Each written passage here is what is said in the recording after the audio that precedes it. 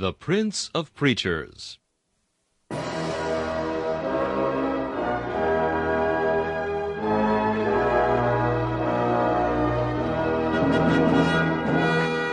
Charles Haddon Spurgeon has been called England's greatest contribution to the spread of the gospel in the 19th century. One of his contemporaries said that the chief secret of Spurgeon's attractiveness was the fact that, in every sermon, no matter what the text or the occasion, he explained the way of salvation in simple terms. Spurgeon's messages remain one of the great treasure houses of Christian literature, still bringing the light of the gospel and the comfort of the Scriptures to hungry souls long after the preacher has passed into glory. This is Charles Kelsch inviting you to listen to a message from the Prince of Preachers.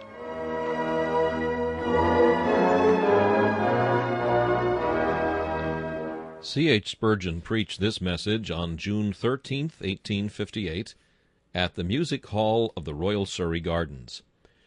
It is entitled, The Wicked Man's Life, Funeral, and Epitaph. The text comes from Ecclesiastes chapter 8 and verse 10.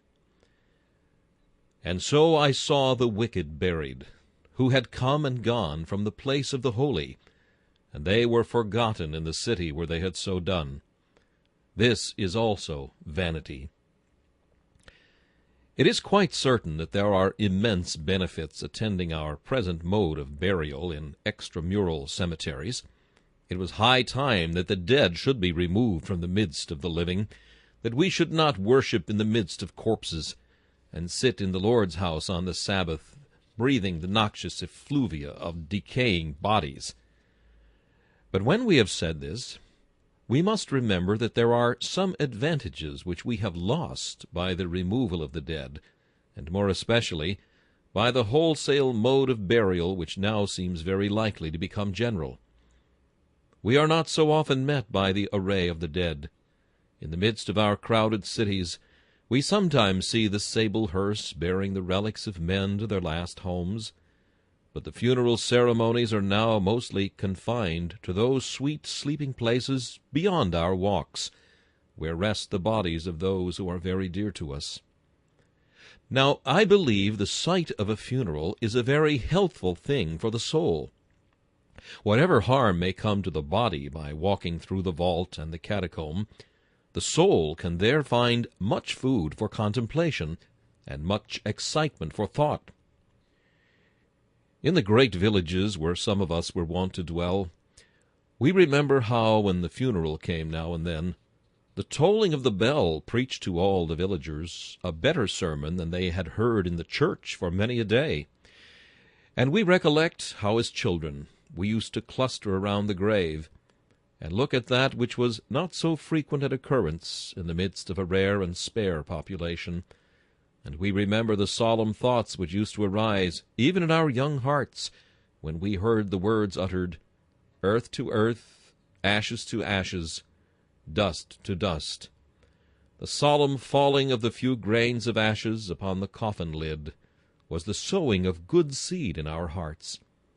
And afterwards, when we have in our childish play climbed over those nettle-bound graves, and seated ourselves upon those moss-grown tombstones, we have had many a lesson preached to us by the dull, cold tongue of death, more eloquent than aught we have heard from the lip of the living, more likely to abide with us in after years. But now we see little of death. We have fulfilled Abraham's wish beyond what he desired. We bury the dead out of our sight. It is rarely that we see them.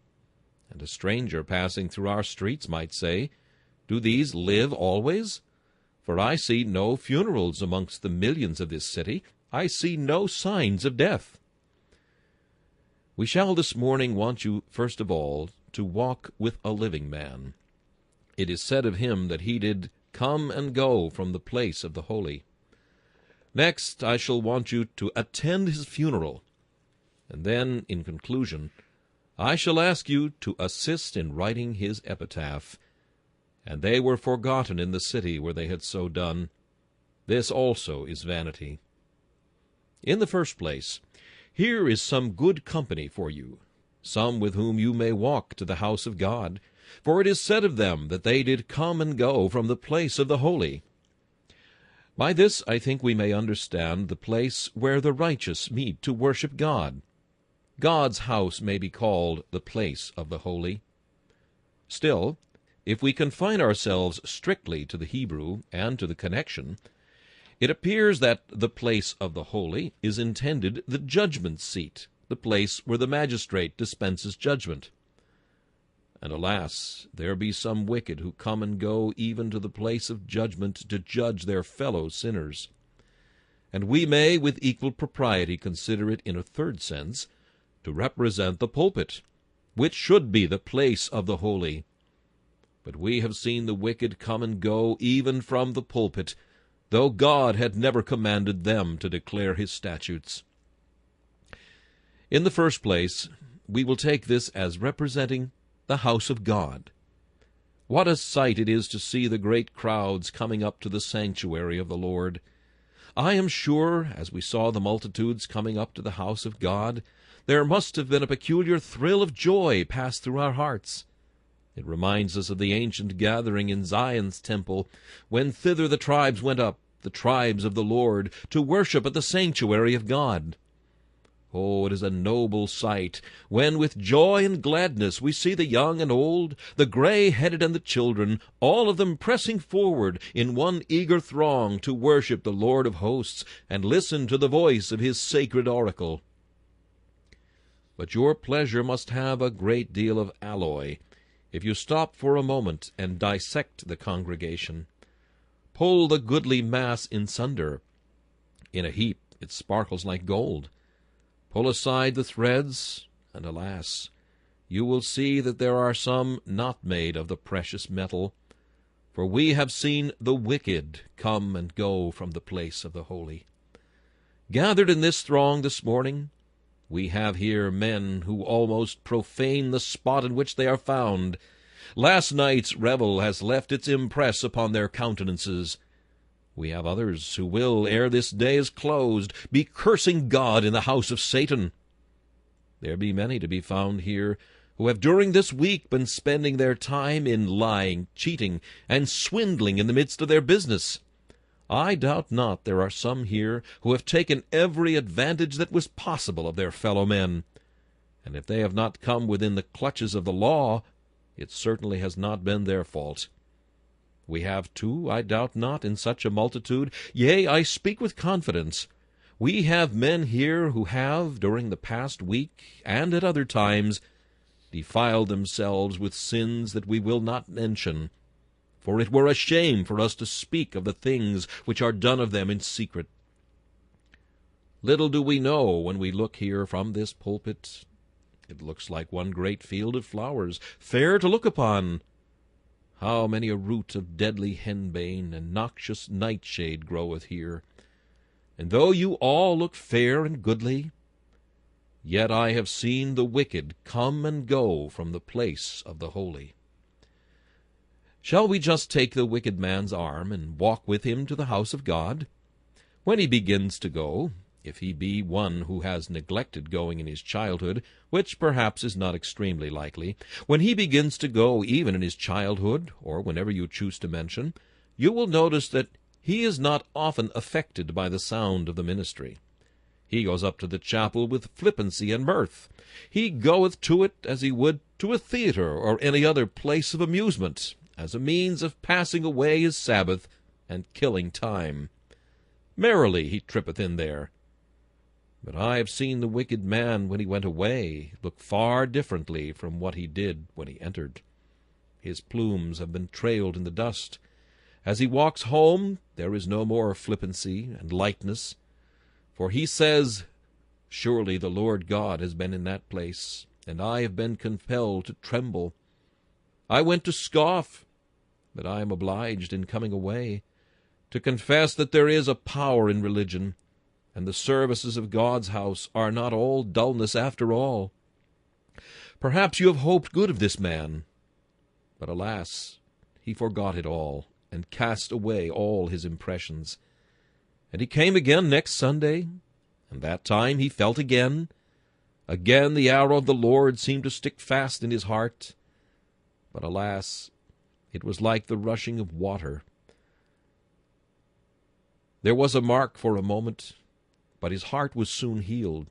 He felt not the blow. And as for persuading him to salvation, he was like the deaf adder. Charm we never so wisely, he would not regard us so as to turn from his ways. And I have seen him go till years have rolled over his head, and he has still filled his seat, and the minister is still preaching, but in his case preaching in vain. Still are the tears of mercy flowing for him. Still are the thunders of justice launched against him. But he abideth just as he was. In him there is no change, except this, that now he grows hard and callous. You do not now hear him say that he trembles under the word, not he. He is like a horse that has been in the battle. He feareth not the noise of the drum, nor the rolling of the smoke, and careth not for the din of the cannon. He cometh up, he heareth a faithful warning, and he says, What of it? This is for the wicked. He heareth an affectionate invitation, and he says, Go thy way. When I have a more convenient season, I will send for thee. And so he comes and goes up to the house of God, and back again. Like the door upon its hinges, he turns into the sanctuary today, and out of it tomorrow. He comes and goes from the place of the holy. It may be, however, he goes even further. Almost persuaded to be a Christian by a sermon from a Paul, he trembles at his feet. He thinks he really repents. He unites himself with the Christian church. He makes a profession of religion. But alas, his heart has never been changed. The sow is washed, but it is the sow still. The dog has been driven from its vomit, but its doggish nature is there just the same. The Ethiopian is clothed in a white garment, but he hath not changed his skin. The leopard hath been covered all over, but he has not washed his spots away. He is the same as ever he was. He goes to the baptismal pool a black sinner, and he comes out of it the same. He goes to the table of the Lord a deceiver. He eats the bread and drinks the wine, and he returns the same. Sacrament after sacrament passes away. The Holy Eucharist is broken in his presence. He receives it, but he comes and he goes, for he receives it not in the love of it. He is a stranger to vital godliness, and as a wicked man, he comes and he goes from the place of the holy. But is it not a marvelous thing that men should be able to do this? I have sometimes heard a preacher so earnestly put the matter of salvation before men that I have said, surely they must see this. I have heard him plead as though he pleaded for his own life, and I have said, surely they must feel this. And I have turned round, and I have seen the handkerchief used to brush away the tear, and I have said, good must follow this. You have brought your own friends under the sound of the word, and you have prayed the whole sermon through that the arrow may reach the white and may penetrate the center of the mark. And you said to yourself, what an appropriate discourse.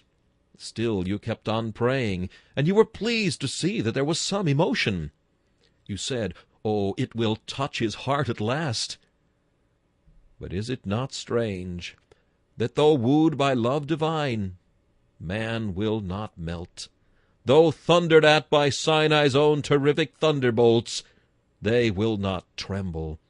Yea, though Christ himself, incarnate in the flesh, should preach again, yet would they not regard him.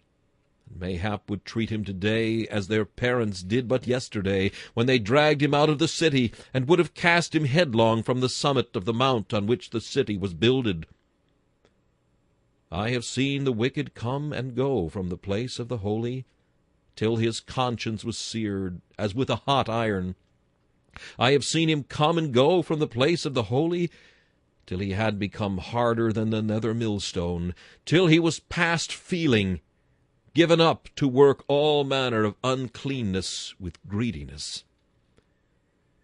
But now we are going to change our journey. Instead of going to the house of God, we will go another way. I have seen the wicked go to the place of the holy, that is, to the judgment bench. We have had glaring instances, even in the criminal calendar, of men who have been sitting on a judgment bench one day, and in a short time they have been standing at the dock themselves. I have wondered what must be the peculiar feelings of a man who officiates as a judge, knowing that he who judges has been a lawbreaker himself. A wicked man, a greedy, lustful, drunken man. You know such are to be discovered among petty magistrates. We have known these sit and condemn the drunkard, when had the world known how they went to bed the night before, they would have said of them, Thou that judgest another doest the same things thyself. There have been instances known of men who have condemned a poor wretch for shooting a rabbit, or stealing a few pheasants' eggs, or some enormous crime like that, and they themselves have been robbing the coffers of the bank, embezzling funds to an immense extent, and cheating everybody. How singular they must feel! One would think it must be a very strange emotion that passes over a man when he executes the law upon one which he knows ought to be executed upon himself. And yet I have seen the wicked come and go from the holy place, until he came to think that his sins were no sins, that the poor must be severely upbraided for their iniquities, that what he called the lower classes must be kept in check, not thinking that there are none so low as those who condemn others, whilst they do the same things themselves, speaking about checks and barriers, when neither check nor barrier were of any use to himself, talking of curbing others and of judging righteous judgment, when had righteous judgment been carried out to the letter, he would himself have been the prisoner, and not have been honored with a commission from government. Ah, is it not a sight that we may well look at, when we see justice perverted, and the law turned upside down by men who come and go from the place of the holy? But the third case is worse still. I have seen the wicked come and go from the place of the holy, that is, the pulpit. If there be a place under high heaven more holy than another, it is the pulpit whence the gospel is preached. This is the Thermopylae of Christendom. Here must a great battle be fought between Christ's church and the invading hosts of a wicked world. This is the last vestige of anything sacred that is left to us. We have no altars now. Christ is our altar. But we have a pulpit still left, a place which, when a man enters, he might well put off his shoes from his feet, for the place whereon he standeth is holy, consecrated by a Saviour's presence, established by the clearness and the force of an apostle's eloquence, maintained and upheld by the faithfulness and fervor of a succession of evangelists who, like stars, have marked the era in which they lived, and stamped it with their names. The pulpit is handed down to those of us who occupy it now with the prestige of everything that is great and holy. Yet I have seen the wicked come and go from it. Alas, if there be a sinner that is hardened, it is the man that sins and occupies his pulpit. We have heard of such a man living in the commission of the foulest sins, and at length has been discovered. And yet such is the filthiness of mankind, that when he began to preach to the people again, they clustered round the beast for the mere sake of hearing what he would say to them. We have known cases, too, where men, when convicted to their own forehead, have unblushingly persevered in proclaiming a gospel which their lives denied. And perhaps these are the hardest of all sinners to deal with. But if the garment be once defiled, away with all thoughts of the pulpit then. He must be clean who ministers at the altar. Every saint must be holy, but he, holiest of all, who seeks to serve his God. Yet we must mourn to say it, the church of God every now and then has had a sun that was black instead of white, and a moon that was a clot of blood instead of being full of fairness and beauty. Happy the church when God gives her holy ministers, but unhappy the church where wicked men preside. I know ministers to this day, however, who know more about fishing rods than they do about chapters in the Bible, more about foxhounds than about hunting after men's souls, who understand a great deal more of the spring in the net than they do of the net for catching souls, or earnest exhortations for men to flee from the wrath to come. We know such even now, still uproarious at a farmer's dinner, still the very loudest to give the toast and clash the glass, still mightiest among the mighty found, of the gay and the wild and the dissolute. Pity on the church that still allows it. Happy the day when all such persons shall be purged from the pulpit. Then shall it stand forth, clear as the sun, fair as the moon, and terrible as an army with banners. I have seen the wicked come and go from the place of the holy. And now we are going to his funeral. I shall want you to attend it. You need not be particular about having on a hatband, or being arrayed in garments of mourning. It does not signify for the wretch we are going to bury. There is no need for any very great outward signs of mourning, for he will be forgotten even in the city where he hath done this. Therefore we need not particularly mourn for him. Let us first go to the funeral and look at the outward ceremonial. We will suppose one or two cases. There is a man who has come and gone from the place of the holy. He has made a very blazing profession. He has been a county magistrate. Now do you see what a stir is made about his poor bones? There is the hearse covered with plumes, and there follows a long string of carriages. The country people stare to see such a long train of carriages coming to follow one poor worm to its resting place. What pomp! What grandeur! See how the place of worship is hung with black. There seems to be intense mourning made over this man. Will you just think of it for a minute? And who are they mourning for? A hypocrite. Whom is all this pomp for? For one who was a wicked man, a man who made a pretension of religion, a man who judged others, and who ought to have been condemned himself. All this pomp for putrid clay. And what is it more or better than that? When such a man dies, ought he not to be buried with the burial of an ass? Let him be drawn and dragged from the gates of the city. What has he to do with pomp? At the head of the mournful cavalcade is Beelzebub, leading the procession, and looking back with twinkling eye and leer of malicious joy. He says, "Here is a fine pomp to conduct a soul to hell with. Ah, plumes and hearse for the man who is being conducted to his last abode in Tophet. A string of carriages to do honor to the man whom God hath cursed in life and cursed in death. For the hope of the hypocrite is evermore an accursed one." And the bell is ringing, and the clergyman is reading the funeral service, and is burying the man in sure and certain hope. Oh, what a laugh rings up from somewhere a little lower down than the grave. "In sure and certain hope," says Satan. Ha, ha! Your sure and certain hope is folly indeed. Trust to a bubble, and hope to fly to the stars. Trust to the wild winds that they shall conduct you safely to heaven.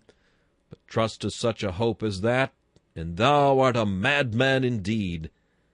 Oh, if we judged rightly, when a hypocrite died, we should do him no honor. If men could but see a little deeper than the skin, and read the thoughts of the heart, they would not patronize this great black lie, and lead a long string of carriages through the streets. They would say, "No, the man was good for nothing. He was the outward skin without the life. He professed to be what he was not. He lived the scornful life of a deceiver. Let him have the burial of Jeconiah. Let him not have a funeral at all. Let him be cast away as loathsome carrion, for that is all he is." Ah, when a godly man dies, ye may make lamentation over him. Ye may well carry him with solemn pomp unto his grave, for there is an odor in his bones, there is a sweet savour about him that even God delighteth in. For precious in the sight of the Lord is the death of his saints. But the gilded hypocrite, the varnished deceiver, the well-accoutred wolf in sheep's clothing, away with pomp for him! Why should men bewail him? They do not do it. Why should they pretend to do so then, and give the outward semblance of a grief where they feel none? But possibly I may have seen the wicked man buried in a more quiet way. He is quietly taken to his tomb with as little pomp as possible, and he is with all decency and solemnity interred in the grave. And now listen to the minister.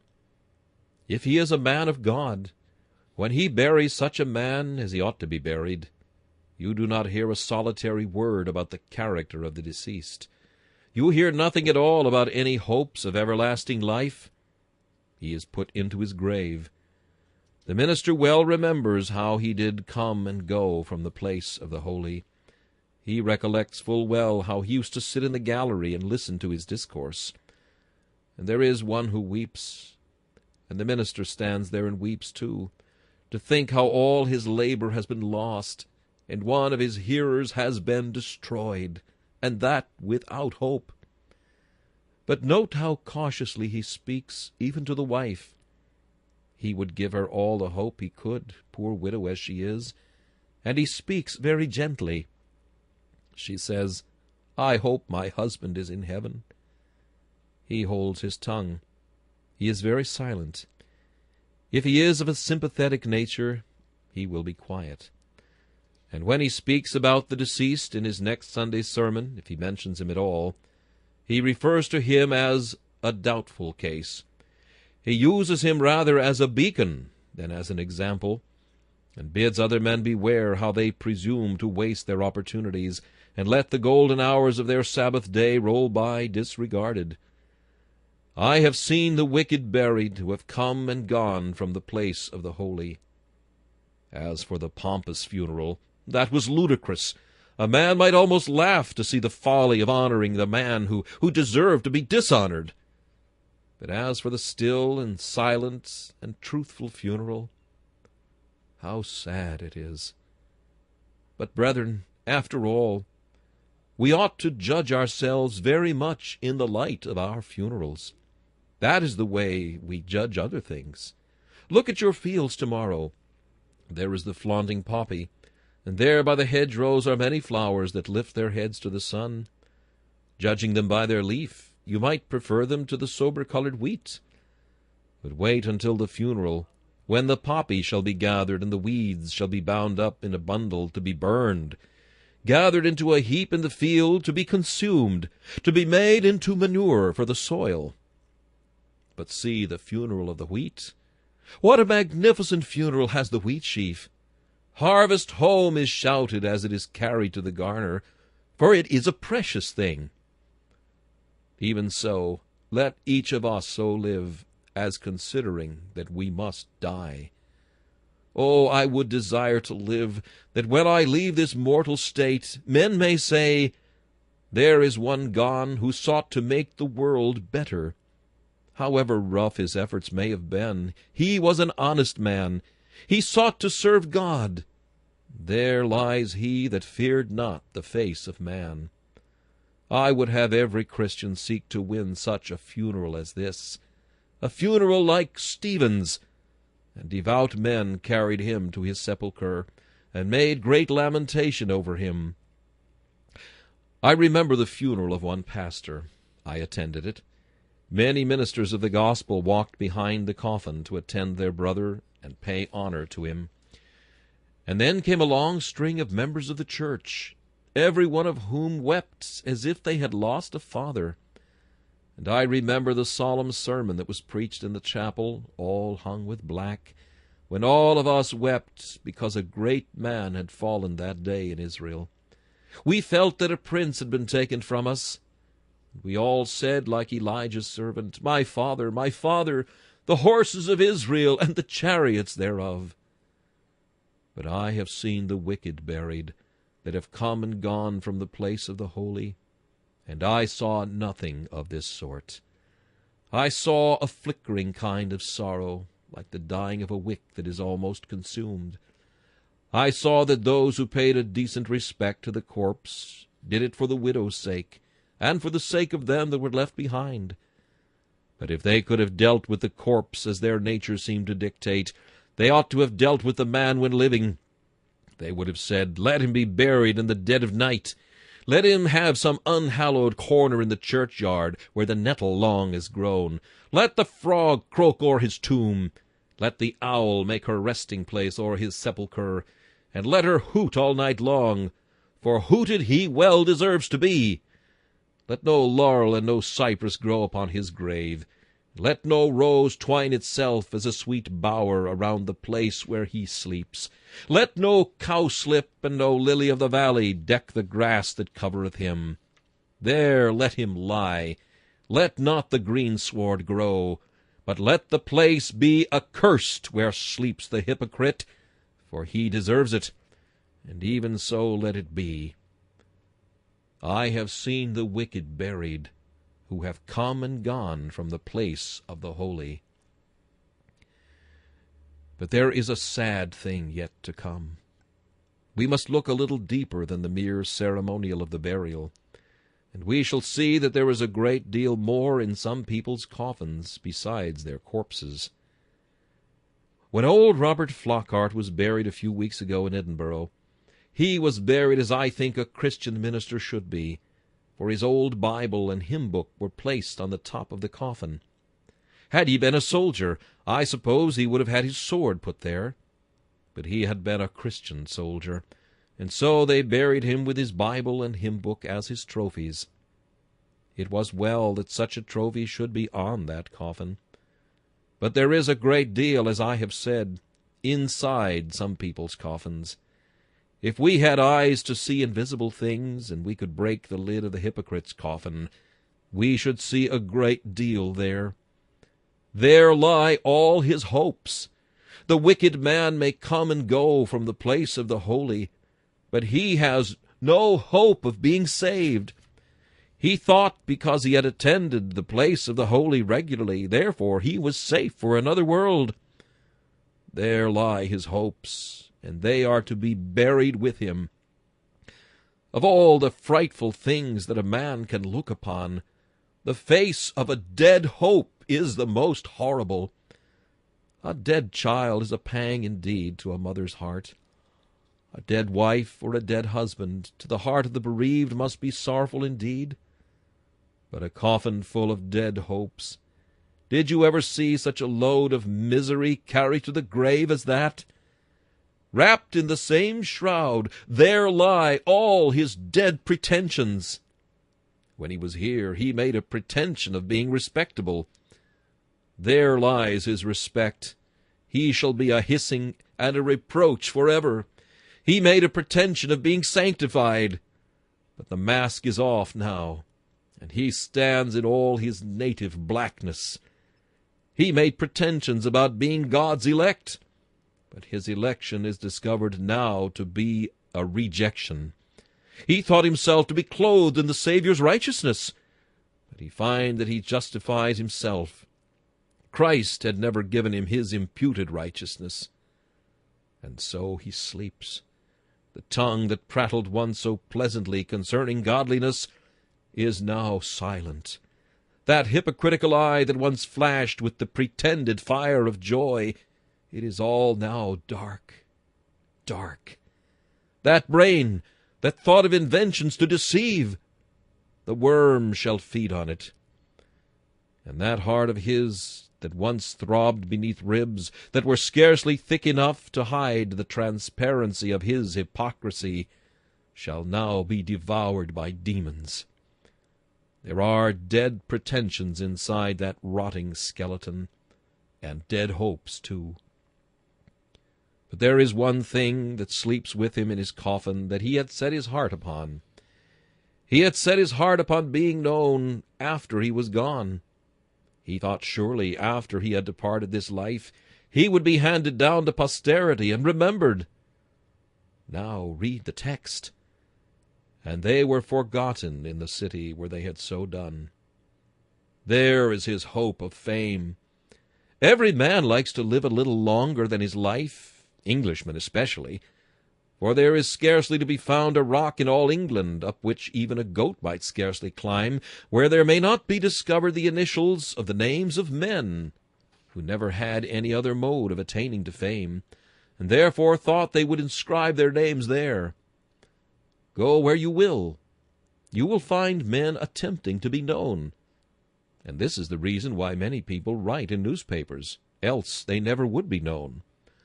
100 little inventions we all of us have for keeping our names going after we are dead. But with the wicked man it is all in vain.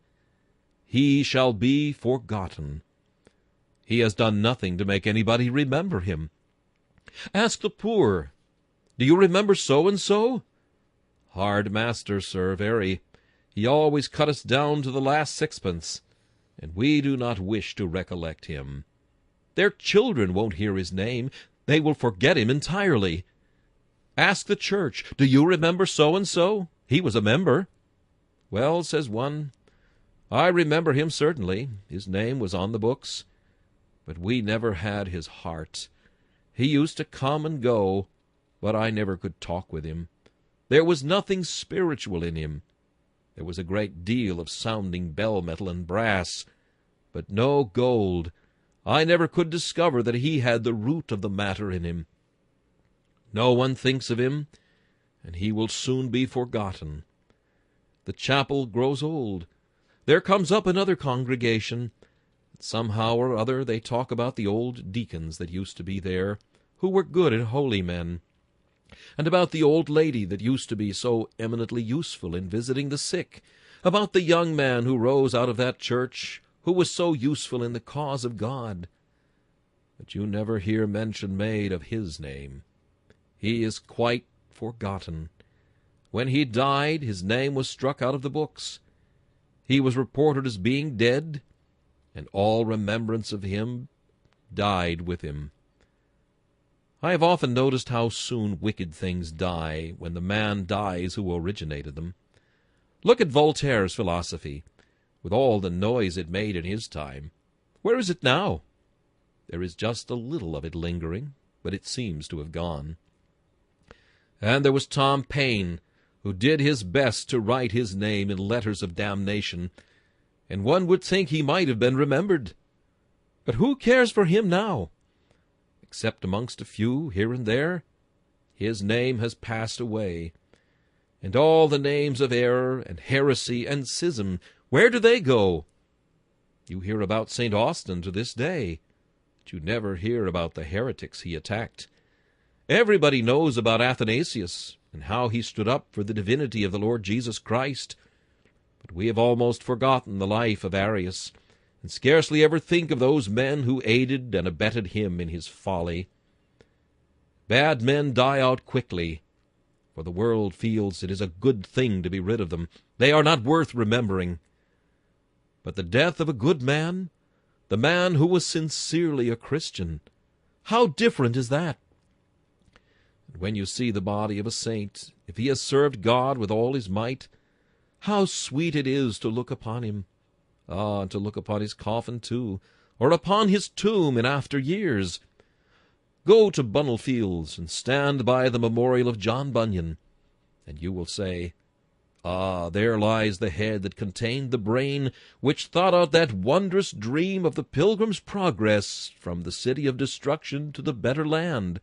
There lies the finger that wrote those wondrous lines which depict the story of him who came at last to the land of Beulah, and waded through the flood, and entered into the celestial city.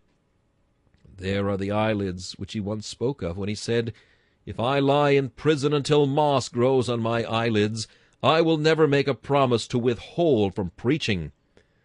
There is that bold eye that penetrated the judge when he said, If you will let me out of prison today, I will preach again tomorrow by the help of God. There lies that loving hand that was ever ready to receive into communion all them that loved the Lord Jesus Christ. I love the hand that wrote the book, Water Baptism No Bar to Christian Communion. I love him for that sake alone, and if he had written nothing else but that, I would say, John Bunyan, be honored forever. And there lies the foot that carried him up Snow Hill to go and make peace between a father and a son in that cold day which cost him his life. Peace be to his ashes. Wait, O John Bunyan, till thy master sends his angel to blow the trumpet, and methinks when the archangel sounds it, he will almost think of thee, and this shall be part of his joy, that honest John Bunyan, the greatest of all Englishmen, shall rise from his tomb at the blowing of that great trump. You cannot say so of the wicked. What is a wicked man's body but a rotten piece of noisomeness? Put it away, and thank God there are worms to eat such a thing up, and thank him still more that there is a worm called time to eat up the evil influence and the accursed memory which such a man leaves behind him. All this have I seen, and applied my heart unto every work that is done. Finally, we are to write his epitaph, and his epitaph is contained in these short words, This also is vanity. And now, in a few words, I will endeavor to show that it is vanity for a man to come and go from the house of God, and yet have no true religion. If I made up my mind to hate God, to sin against him, and to be lost at last, I would do it thoroughly, out and out.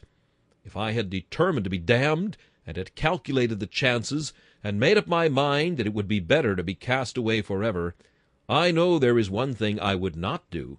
I would not go to the house of God.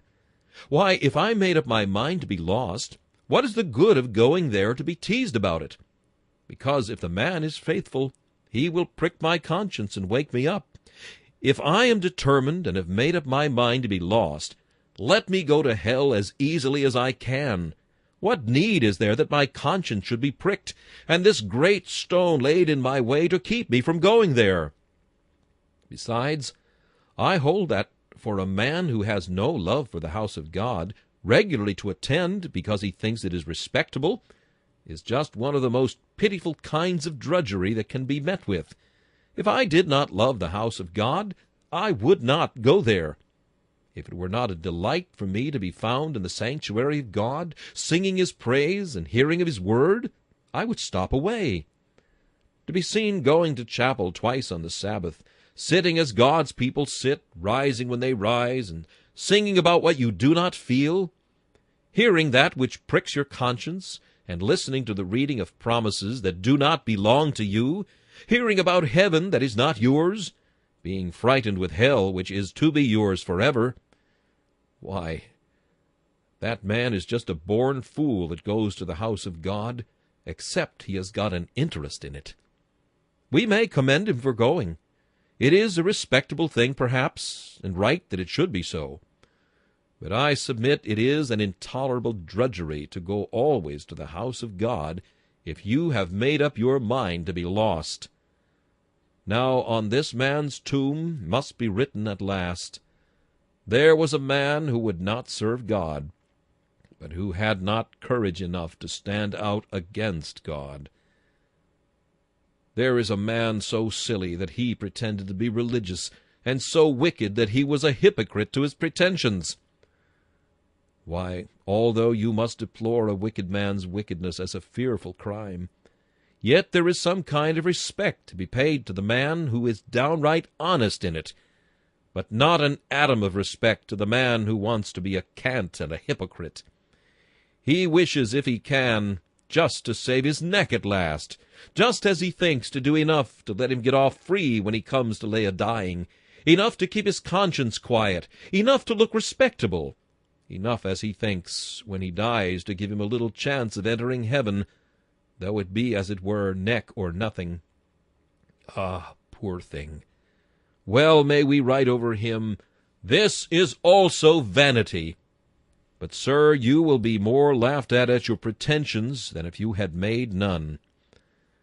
Having professed to be religious, and having pretended to carry it out, you shall have more scorn than if you had come out in your right colors, and have said, Who is the Lord, that I should fear him? Who is Jehovah, that I should obey his voice? And now, are there any here who are so wicked as to choose eternal wrath? Have I any here so besotted as to choose destruction? Yes, yes, many. For if today, my hearer, thou art choosing sin, if thou art choosing self-righteousness, if thou art choosing pride or lust or the pleasures of this world, remember, thou art choosing damnation, for the two things cannot but go together. Sin is the guilt, and hell is the bread beneath it. If you choose sin, you have virtually chosen perdition. Think of this, I beseech you. O Lord, do thou the sinner turn. Now rouse him from his senseless state. O let him not thy counsel spurn, nor rue his fatal choice too late. May the Lord lead you to Jesus Christ, who is the way, the truth, and the life. And when you are buried, may ye be buried with the righteous, and may your last end be like his. This message, The Wicked Man's Life, Funeral, and Epitaph, was preached by Charles Haddon Spurgeon on June 13th, 1858. This is Charles Kelsch inviting you to join me again for another message from the Prince of Preachers.